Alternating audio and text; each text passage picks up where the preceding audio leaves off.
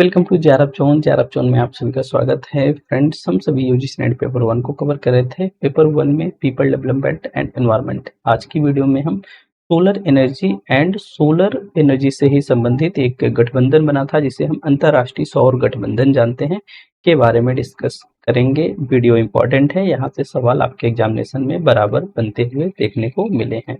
तो आइए शुरुआत किया जाए और समझा जाए।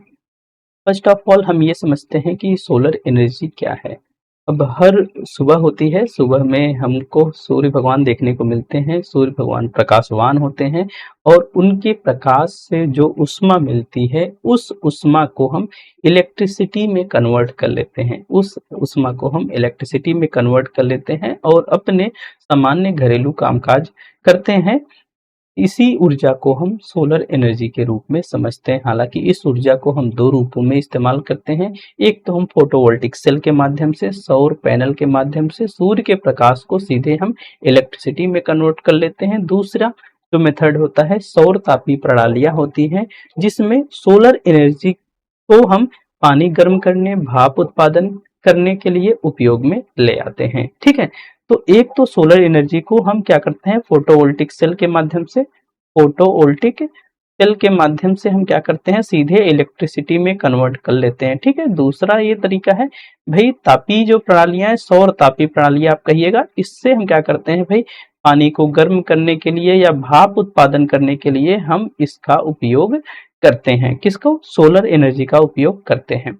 तो जो सौर ऊर्जा होती है भाई, सौर ऊर्जा से जो ऊष्मा प्राप्त होती है, उसकी विकिरण से, सूरज के विकिरण से जो ऊष्मा प्राप्त होती है, वो एक प्रकार का आपका नवीकरणीय और टिकाऊ ऊर्जा का स्रोत होता है। इसका उपयोग मुख्य रूप से हम दो तकनीकों के माध्यम से करते हैं। एक तो फोटोवोल्टिक सेल के माध्यम से, जो कि सूर्य के प्रकाश को सीधे बिजली में बदल देता है। दूसरा होता है सौर तापीय प्रणालियां, ठीक है, जिसको हम पानी को गर्म करने या भाप उत्पादन करने के लिए सूर्य की गर्मी का उपयोग करते हैं।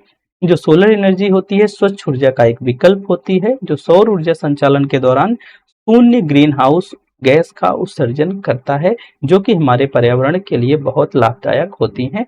बस इसका एक थोड़ा सा ड्रॉबैक ये है कि एक तो ये उन्हीं स्थानों पर लगाई जा सकती है जहां पे सूर्य का प्रकाश प्रॉपर पड़ता है, ज्यादा समय तक टिकता है। दूसरा ये कि जब सोलर पैनल का मैन्युफैक्चरिंग किया जाता है, सोलर पैनल का मैन्युफैक्चरिंग होता है, या जब सोलर पैनल्स खराब हो जाते हैं, जब आप उनको डिस्पोज्ड करते हो, उस समय भाई ये विषैले टॉक्सिक पदार्थों का निष्कर्षण भी करते हैं। बाकी चीजें इसके अलावा सारी चीजें बहुत अच्छी हैं।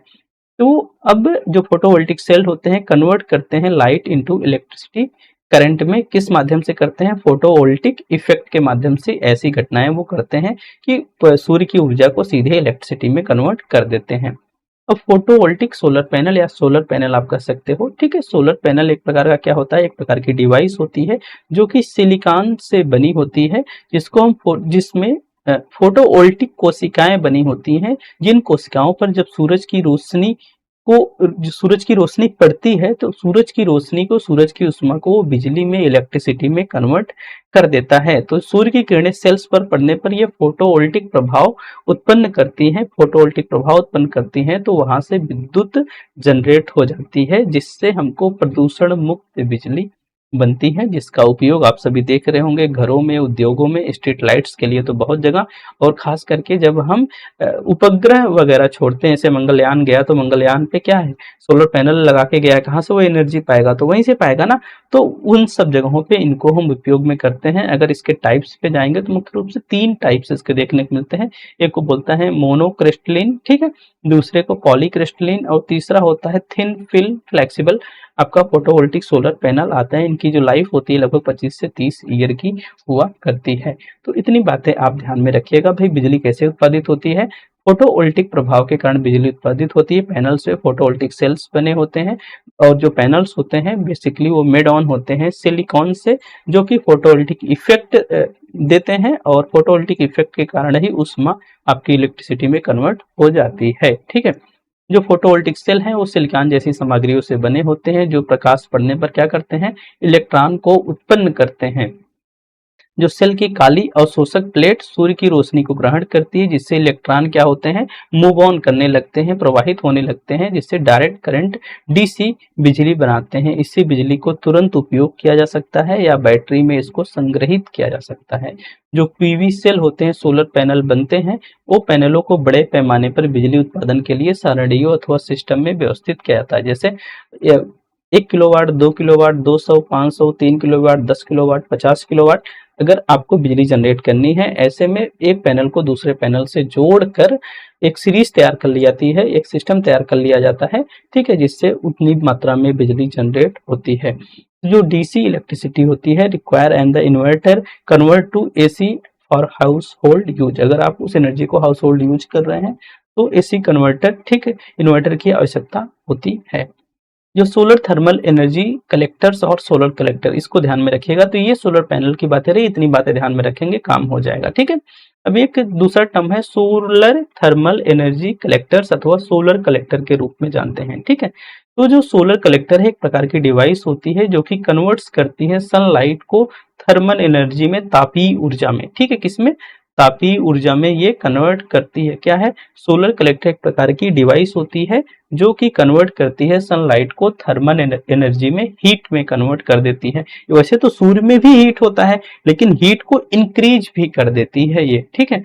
तो बेसिकली ये जो हीट होती है, इसको हम पानी गर्म करने के लिए, कमरा गर्म करने के लिए, औद्योगिक प्रक्रियाओं में सुखाने वगैरह के लिए हम इसको इस्तेमाल में ले आते हैं।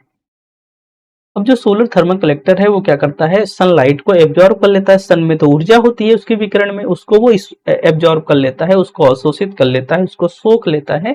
इसे पानी अथवा स्थान हीटिंग या अन्य उपयोगों के लिए उष्मा ऊर्जा में परिवर्तित हम कर लेते हैं। ये जो उपकरण होते हैं सौर तापीय प्रणालियों का मूल बनाते हैं, जो कि पर्यावरण के लिए अनुकूल हीटिंग समाधान प्रदान करते हैं। तो ये जो सोलर थर्मल एनर्जी है, इसको STEC के नाम से भी जाना जाता है। एग्जाम में इसी नाम से आपसे सवाल पूछे जाएंगे, इतना बड़ा नाम लिख के नहीं आता है। तो जो यस्टिक है वो हीटिंग के साथ साथ विद्युत उत्पादन भी कर सकता है, क्योंकि जब पानी को हम हीट करते हैं तो पानी से भाप बनती है।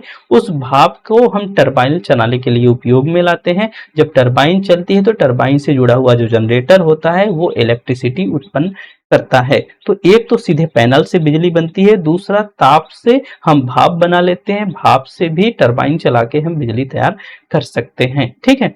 तो मेनली आप इसको देखेंगे तो ये दो प्रकार के होते हैं, एक नॉन कंसंट्रेटिंग कलेक्टर्स होता है, दूसरा कंसंट्रेटिंग कलेक्टर्स होता है। जो सोलर थर्मल एनर्जी कलेक्टर्स होते हैं दो प्रकार के, नॉन कंसंट्रेटिंग कलेक्टर्स, दूसरा कंसंट्रेटिंग कलेक्टर्स। तो ऐसे नाम से स्पष्ट है, जो नॉन कंसंट्रेटिंग कलेक्टर्स है वो कम हीट उत्पन्न कर पाते हैं, जो कंसंट्रेटिंग कलेक्टर्स होते हैं वो ज्यादा हीट उत्पन्न करते हैं। यहाँ तक कि जो कंसंट्रेटिंग कलेक्टर्स होते हैं वो 1000 डिग्री सेल्सियस से भी ज्यादा का ताप, 2000 डिग्री सेल्सियस तक का ताप को उत्पन्न कर देते हैं। और अगर आप नॉन कंसंट्रेटिंग कलेक्टर्स पे जाएंगे तो ये लगभग 150 से लेके 200 डिग्री सेल्सियस तक को हीट हो सकते हैं, ठीक है। तो ये दो प्रकार के होते हैं, इनका टाइप भी होगा। नॉन कंसंट्रेटिंग जो कलेक्टर्स होते हैं वो flat panel and evacuated tube collectors होते हैं, जो कि सनलाइट को एब्जॉर्ब कर लेते हैं और डायरेक्टली विदाउट फोकसिंग इट, मतलब कि ये डायरेक्टली सनलाइट को एब्जॉर्ब करते हैं, इनको किसी पर्टिकुलर स्थान पर फोकस नहीं किया जाता है। लेकिन जो कंसंट्रेटिंग कलेक्टर्स होते हैं वो ऑन अदर, मतलब जो कंसंट्रेटिंग कलेक्टर्स होते हैं उसमें मिरर्स लगे होते हैं, लेंसेज लगे होते हैं, जो कि सूर्य के प्रकाश को एक जगह फोकस करते हैं। जैसे हम लोग लेंस लेके पहले छोटे थे तो लेंस लेके सूर्य के प्रकाश को सेंट्रलाइज कर देते थे। सेंट्रलाइज होने से उसका जो ताप होता है वो बहुत ज्यादा बढ़ जाता है। जो कंसंट्रेटिंग कलेक्टर्स हैं वही करते हैं, इसमें मिरर्स अथवा लेंसेज लगे होते हैं जो कि सनलाइट को एक स्थान पे, स्मॉल एरिया पे फोकस कर देते हैं, जिससे उस स्थान का जो ताप होता है वो हाइयर हो जाता है, टेम्परेचर उसका बढ़ जाता है। तो दो प्रकार के होते हैं, एक तो हो गया आपका नॉन कंसंट्रेटिंग कलेक्टर, दूसरा होता है कंसंट्रेटिंग कलेक्टर्स, ठीक है। जो नॉन कंसंट्रेटिंग कलेक्टर्स होते हैं ये भी कई प्रकार के होते हैं। फ्लैट प्लेट होता है, इवोकेटेड होता है, एस फ्लैट होता है, पिस्ट होता है और कंक्रीट सोलर कलेक्टर्स होते हैं, ठीक है। दूसरा जो कंसंट्रेटिंग कलेक्टर्स होते हैं वो पैराबोलिक होते हैं, पैराबोलिक डिस्क कलेक्टर्स होते हैं, फ्रेस्नेल होते हैं, हेलियोस्टेट होते हैं और कंपाउंड पैराबोलिक कलेक्टर्स होते हैं। बहुत ज्यादा इसके बारे में मत पढ़िएगा, लेकिन एक दो यहाँ से सवाल पूछा गया है। और यहाँ से सवाल पूछा गया है, पूछे गए हैं ऐसे सवाल, ठीक है। तो जो आपके नॉन कंसंट्रेटिंग कलेक्टर्स होते हैं उसका एक टाइप फ्लैट प्लेट कलेक्टर्स होता है, ये अप टू लगभग 200 डिग्री सेल्सियस तक हीट प्रदान करता है।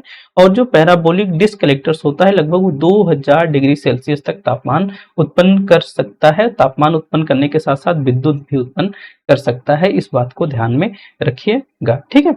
अब एक टर्म होता है सोशल स्टील, ये भी एक प्रकार का आसवन यंत्र होता है जिससे आसुत जल या प्यूरिफाइड वाटर तैयार किया जाता है, ठीक है। सोलर स्टील नाम की एक डिवाइस होती है जो कि सूर्य की गर्मी से पानी को वाष्पीकरण करके उसको शुद्ध करने का कार्य करती है। बेसिकली ये दूरस्थ क्षेत्र में आपात स्थितियों में स्वच्छ पेयजल उत्पन्न करने के लिए उपयोग में लाया जाता है। जैसे मान लीजिए कि जहाँ पे इलेक्ट्रिसिटी नहीं है, वहां पे पानी साफ भी नहीं है, तो अब उपयोग करने के लिए सोलर स्टील वहां पे उपयोग होता है। एक प्रकार की ऐसी डिवाइस होती है। मान लीजिए कि ये कंटेनर होता है, इस कंटेनर में पानी होता है, ऊपर ग्लास लगा होता है, तो इस ग्लास से सूर्य की रोशनी जब इस पर पड़ती है, ठीक है, तो ये जो पानी है गर्म होता है तो ऊपर उठता है, यहाँ से एक नली लगी होती है, इस भाप को नीचे जमीन के अंदर ऐसे लगभग जमीन के अंदर इसको ऐसे कंटेनर यहाँ पे बना लिया था, ये भाप को यहाँ पर लाया जाता है। और जब भाप ऊपर उठती है तो ठंडी होती है तो मतलब कि ठंडी होने का मतलब कि संघनित होती है, ठीक है। भाप ऊपर उठती है तो संघनित होती है तो फिर से वो द्रव के रूप में कन्वर्ट हो जाती है और धीरे धीरे करके इस कंटेनर में वो पानी जो वाष्पीकृत पानी है, गैस के रूप में पानी है, वो फिर से द्रव के रूप में कन्वर्ट हो जाता है। और जो अशुद्धियां होती हैं इस तल पर जमा रही जाती जमीन के अंदर, इसलिए भी इसको कंटेंट स्टोर किया था क्योंकि ये जिससे नेचुरल कोल्ड वो हो सके, नेचुरल ठंडा हो सके वो, ठीक है।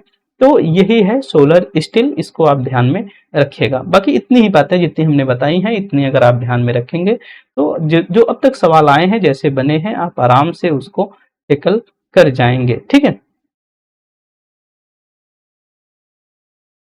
और सोलर स्टील का उपयोग क्या है भाई, एक तो समुद्री जल से नमक हटाने के बाद डिसिलिनेशन की बात है, वही है कि भाई अगर नमकीन पानी है तो अब आपको सादा पानी चाहिए, तो आप जब इससे हीट करके इसको वाष्पित जो पानी है संघनित करके जब उपयोग करेंगे तो नमक का भाग यहाँ रह जाएगा, शुद्ध पानी यहाँ पे चल जाएगा। अशुद्धियां हटाने के लिए आपातकालीन स्थितियों में भाई पानी पीने के लिए आप उपयोग कर सकते हैं, जिसके लिए बिजली की आवश्यकता नहीं होती है। तो ये बातें इतनी ध्यान में रखिएगा। आइए हम देखते हैं सवाल हमसे किस प्रकार से पूछा गया है। फर्स्ट ऑफ ऑल जो पहला सवाल है, दो स्टेटमेंट दिए गए हैं, दोनों स्टेटमेंट में आपको ध्यान में रखना है कि जो पावर ग्रिड से विद्युत ऊर्जा के पूरक के रूप में फोटोवोल्टिक पैनलों का उपयोग तेजी से किया जा रहा है। भाई पावर ग्रिड से विद्युत ऊर्जा के पूरक के रूप में फोटोवोल्टिक पैनलों का उपयोग तेजी से किया जा रहा है, बात तो सही है। ग्रिड से जुड़े फोटोवोल्टिक सेल एक के साथ एक समस्या यह है कि पीवी सेल प्रत्यावर्ती धारा का उत्पादन करते हैं जबकि पावर ग्रिड प्रत्यक्ष डीसी धारा का उत्पादन करते हैं। भाई ये कोई समस्या नहीं है, आजकल तो ऑन ग्रिड पैनल लगाए ही जा रहे हैं, ऑन ग्रिड पैनल लगाए ही जा रहे हैं। जो ऑन ग्रिड पैनल होते हैं आपके सीधे ग्रिड से जुड़ जाते हैं, आपके सीधे ग्रिड से जुड़ जाते हैं। अब तो भाई यही योजना ही चल रही है, पीएम पूरे घर योजना ही चल रही है ना, तो एक तो उसमें ऑन ग्रिड है, दूसरी ऑफ ग्रिड है। ऑन ग्रिड जो है, ऑन ग्रिड इसी बेस्ड पे है कि भाई आप जितनी ऊर्जा अपने सोलर के माध्यम से जनरेट करेंगे, आप जितना उपयोग करते हैं, जो बाहर ग्रिड की बिजली है वो जितना उपयोग करते हैं, दोनों का जो अंतर होगा वही बिल के रूप में आपको देना होगा। अगर आप ज्यादा ऊर्जा जनरेट करते हो तो ग्रिड आपको पैसा देगा, अगर ग्रिड की बिजली आप ज्यादा उपयोग करते हो तो आपको ग्रिड का पैसा देना होगा। तो ये कोई समस्या नहीं है, ठीक है। तो अर्थात जो पहला विकल्प तो इसका करेक्ट है, लेकिन दूसरा विकल्प इनकरेक्ट है, ठीक है। नेक्स्ट है, from the energy security perspective which of the following energy sources the considered most secure for India. सबसे ऊर्जा सुरक्षा के दृष्टिकोण से सबसे ज्यादा सुलभ कौन सी है, तो भाई सुरक्षा के दृष्टि सबसे ज्यादा सुलभ, हालांकि इसके भी थोड़े से नुकसान है लेकिन कंपैरेटिवली इन सबसे ज्यादा अच्छी सोलर है, ठीक है। देखिए सवाल 2021 में भी पूछा गया है आपसे। Next on solar water steel is a device, किस लिए उपयोग की जाती है, produce portable water using solar energy, pump water तो नहीं है भाई, जनरेट इलेक्ट्रिसिटी नहीं है भाई, produce heat using solar energy नहीं। इसके लिए हम क्या करते हैं, जहां पे दूर स्थान पर जहां पर पानी या produce portable water by using solar energy के माध्यम से हम पोर्टेबल वाटर तैयार कर सकते हैं, ठीक है। तो देखिए ये सवाल भी 2020 में, जैसे पहाड़ों पर और दूरस्थ स्थानों पर जहाँ पे इलेक्ट्रिसिटी नहीं है वहां पे सोलर स्टील को प्रयोग करके हम पानी को शुद्ध वगैरह कर सकते हैं, ठीक है। नेक्स्ट है, solar water steel is a device heat water करने के लिए, remove microwaves of water, streamline in the flowing water, सबसे ज्यादा जो उपयोग उसका होता है डेसिलिनेट ओशियन वाटर, ठीक है, जो समुद्री पानी है उससे नमक हटाने के लिए इसको हम उपयोग में ले आते हैं, तो इस बात को ध्यान में रखिएगा। इस पानी की अशुद्धियों को हटाने के लिए भी इसको उपयोग में लाते हैं, 2022 में सवाल पूछा गया है। नेक्स्ट ऑन है, दो स्टेटमेंट दिए गए हैं। फर्स्ट है flat panel solar panel collector है जो ऑप्टिकल कंसंट्रेटर, ठीक है, फ्लैट प्लेट और संग्राहक में एक ऑप्टिकल संग्राहक होता है, ये बात तो सही है। नेक्स्ट ऑन स्टेटमेंट सेकंड, साधारण प्रकार के सौर ग्राहक या concentrating type of solar collector is are receiving the solar radiation is several times greater than absorber area, ठीक है, एब्सॉर्बर एरिया कह रहा है कि साधारण प्रकार के सौर संग्राहक में सौर विकिरण प्राप्त करने वाला क्षेत्र अवशोषक क्षेत्र से कई गुना अधिक होता है, कई गुना अधिक होता है। तो सेकेंड वाली बात तो सही है, लेकिन flat panel solar collector is optical concentrator नहीं भाई, जो फ्लैट पैनल सोलर पैनल होते हैं कुछ इस प्रकार से होते हैं, इनके ऊपर ऐसे ऐसे प्लेटें बनी होती हैं, तो ये पूरी जो प्लेट होती है, ठीक है, जो पूरी प्लेट होती है, पूरी प्लेट पे सूर्य का प्रकाश पड़ता है और वो उष्मा के रूप में कन्वर्ट करती हैं, ठीक है। तो यहाँ पे केंद्रण करने की बात नहीं होती है, कंसंट्रेटर करने की बात नहीं होती है, ठीक है, माफ करिएगा, इसको आप गलत करिएगा और सेकंड वाला विकल्प आपका करेक्ट है, ठीक है। ये कई गुना उससे ज्यादा अधिक होता है, जो कंसंट्रेटर वाले होते हैं, कंसंट्रेटिंग होते हैं, जैसे यही है भाई, सूर्य का प्रकाश ऐसे पूरे भाग पे पड़ रहा है तो जितना पानी गर्म होगा, अगर हम इसको ऐसे कन्वर्ट कर दे रहे हैं छोटे भागों में, जो लेंस के माध्यम से, ग्लास के माध्यम से, तो जो हीट है वो बहुत ज्यादा बढ़ जाती है। इसके पहले हमने उसको डिस्कशन किया था, थोड़ा सा कंफ्यूज हुआ यहाँ पे। तो 2030 में यहाँ सवाल पूछा गया था।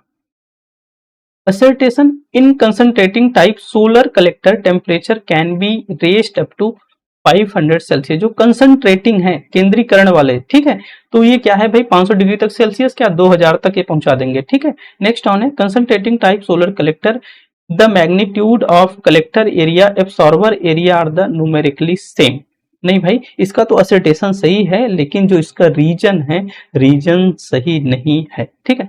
तो आप कह सकते हो कि इसका पहला विकल्प तो सही है, असर्टेशन तो इसका सही है, लेकिन इसका रीजन सही नहीं है। 2023 में ये सवाल पूछा गया है, ठीक है। नेक्स्ट है which of the following are true about solar thermal energy collectors, STEC के हिसाब से कौन सा सही है।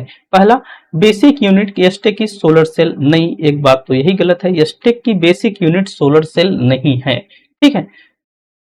नेक्स्ट ऑन यस्टेक में बी फ्लैट प्लेट और कंसंट्रेटिंग टाइप, हाँ, दो प्रकार के पहले ही बताए, ठीक है, नॉन कंसंट्रेटिंग और कंसंट्रेटिंग, ये बात तो सही है। नेक्स्ट ऑन टेम्परेचर इन यस्टेक में be rise over 1000 degree centigrade, ये भी बात सही है भाई, 1000 क्या 2000 तक भी ले जाओ इसको। यस्टेक कैन प्रोड्यूस इलेक्ट्रिसिटी, ये भी बात सही है, ठीक है। और parabolic dish collector is example of STEC where temperature can be up to 2000 centigrade, सही बात है, ठीक है। जो पैराबोलिक है यहाँ पे देखिए दिखाए थे ना, जो पैराबोलिक कलेक्टर्स है, कहाँ गया, एक मिनट, ये है पैराबोलिक डिस्क कलेक्टर्स। ये क्या होता है, ये लगभग 2000 सेंटीग्रेड तक क्या करता, तापमान बढ़ा देता है और विद्युत उत्पादन भी कर सकता है, तो इसको ध्यान में रखिएगा। ये भी बात सही है आपकी, इस हिसाब से देखेंगे तो ए तो गलत हो रहा है, लेकिन बी सी डी इसका राइट विकल्प बन जाएगा। 2024 में देखिए ये सवाल पूछा गया है। नेक्स्ट ऑन है इंटरनेशनल सोलर अलायंस, आईएसए तो हमने भी पढ़ाया नहीं, चलिए कोई बात नहीं है। ISA solar alliance, ISA is the alliance countries most of the which lie partially और कंप्लीटली, ठीक है, किससे मतलब कि लाइज करता है, ये अंतरराष्ट्रीय सौर संधि अधिकांश ऐसे देशों के मध्य की गई है जो आंशिक रूप से अथवा पूर्णतः स्थित हैं। अच्छा, ये बात ठीक है। जैसे देखिए ये आपका ग्लोब हो गया, सपोज करिए ये आपका क्या है, ग्लोब है, ग्लोब के बीचों बीच एक रेखा है जिसको हम 0 डिग्री बोलते हैं, इसके ऊपर 10 डिग्री और इसके नीचे 10 डिग्री, ये आपकी कर्क रेखा है, ट्रॉपिक ऑफ कैंसर, ये आपकी है मकर रेखा, ठीक है। तो कर्क रेखा और मकर रेखा 10 डिग्री और ये भी यहाँ पे 10 डिग्री, ठीक है।